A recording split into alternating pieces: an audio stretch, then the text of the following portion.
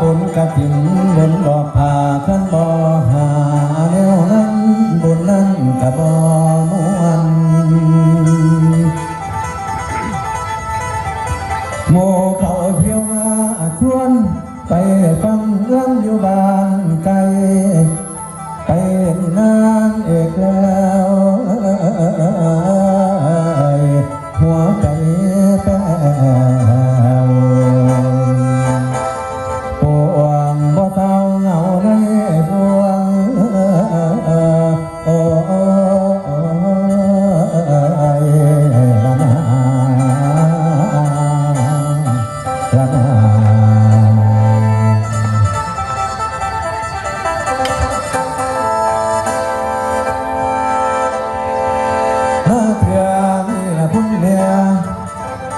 นาก่อนมาแล้วที่ขอเก้าเป็นคำก่อนขอไว้พรเป็นแรงใจฝากสงสาร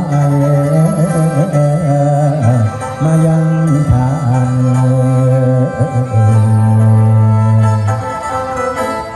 อธิษฐานด้วยจิตมันปณิธานที่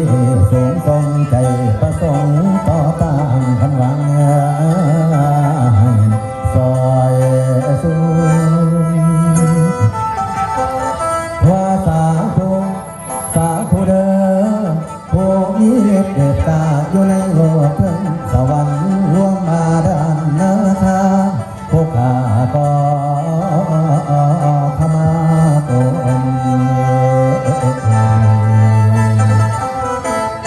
ให้มาคงนอกหวังไม่แนวบอดีอย่ามีปองเด้อพอเด้อเลิกแน่เด้อให้ทำหน้าท่าของกันไปได้โยสยาม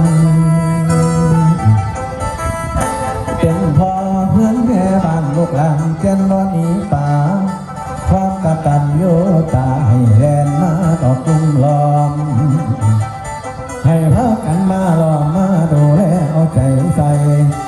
ความเจ็บเอ่ยนั้นอย่าได้ฟ้าให้เจ้าอย่า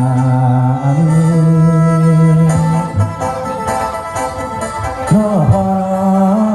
น้อแม่น้อให้ยืนเพียงน้อที่นี่อย่าง้องอมทำแถวขาเป็นคุณยายคุณตาเป็นหงพ่อให้หลานไว้อายุยืนยาวได้หลายปีมีป่วยท่านเป็นสาวก็ให้สวยยาดลอยปานน้ำฟ้าอยู่สวรรค์สมแม่หมายไม่ห่างนำที่แฟนเก่าเขาหนีหายให้มีคนมาสนใจให้บุญกายอย่าได้แรงอย่าให้มันน้อยแห้งให้มีแห้งดอกคือโนขอบคุณครับผู้เลี้ยงหมูก็ให้ได้กำไรรวยบัดปล่อยขายคิดสิ่งใดก็ให้ได้สมดังมโนหวังมีเงินผงมีเงินถังได้นั่งกินนอนใช้น้อคุณแม่ให้ถือหวยลอตเตอรี่รางวัลที่หนึ่งเพื่อใจหวังเด้อแม่เด้อลงทุนไปบ่พอพันให้รับคืนเป็นล้านอย่าสิมีโพยไพ่ตามอุปสรรคสำคัญการเงินนั้นให้ไหลล่วงให้มีดวงแรงส่วนไอ้เพิ่นถึงสู่สวรรค์